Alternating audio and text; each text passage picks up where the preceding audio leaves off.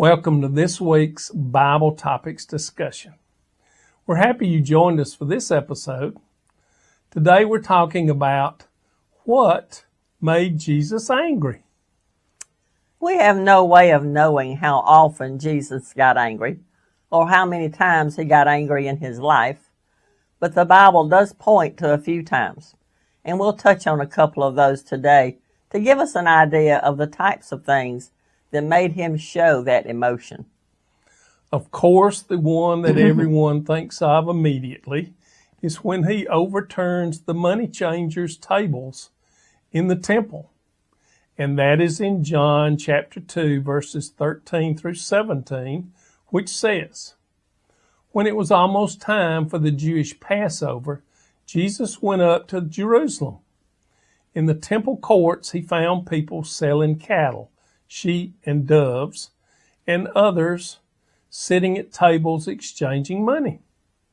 So he made a whip out of cords and drove all from the temple courts, both sheep and cattle. He scattered the coins of the money changers and overturned their tables.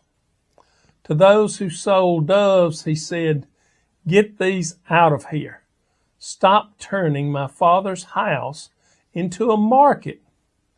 His disciples remembered that it is written, 'Zeal for your house will consume me.'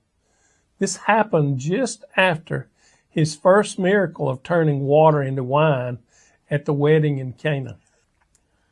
Some people don't realize that this happened twice, the time just mentioned, and then again on his way to Jerusalem, where he would soon be crucified.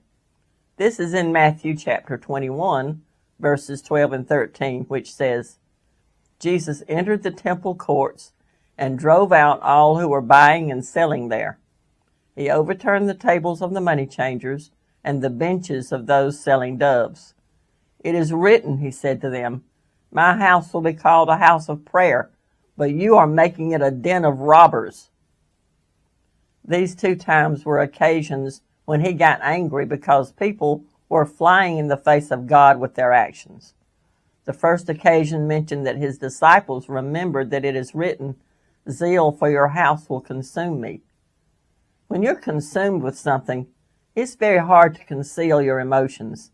And because Jesus was always in control of himself, he must have wanted people to see how serious he was about what was going on. Another example of a time when Jesus was angry is found in Mark chapter 3, verses 1 through 6, which says, "Another time Jesus went into the synagogue, and a man with a shriveled hand was there. Some of them were looking for a reason to accuse Jesus, so they watched him closely to see if he would heal him on the Sabbath. Jesus said to the man with the shriveled hand, 'Stand up in front of everyone.' Then Jesus asked them, 'Which is lawful on the Sabbath, to do good or to do evil, to save life or to kill?' But they remained silent.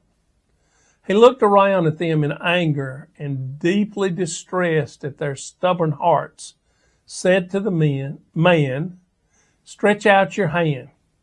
He stretched it out, and his hand was completely restored. Then the Pharisees went out and began to plot with the Herodians how they might kill Jesus." Hypocrisy was one of the things that really bothered Jesus, to put it mildly. The Pharisees wanted no part of Jesus and his work. They wanted to be rid of him. He was angry at their hard hearts. Their desire was to insist that people hold fast to the man-made Jewish rules, no matter what. We need to mention that Jesus never sinned. So his displays of anger were not examples of sin on his part. We need to remember that the Bible tells us in Ephesians chapter 4, verses 26 and 27, "In your anger, do not sin.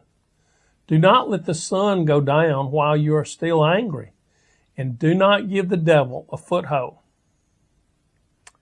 Well, that's it for this week. Please like, comment, and share, and let us know if you have questions or suggestions for future videos. We'd love to know what you think. While we know we're supposed to control ourselves, we can rest in the fact that Jesus sometimes got angry at the right things, but he never sinned. This should be a great example to us. See you next week. Be blessed.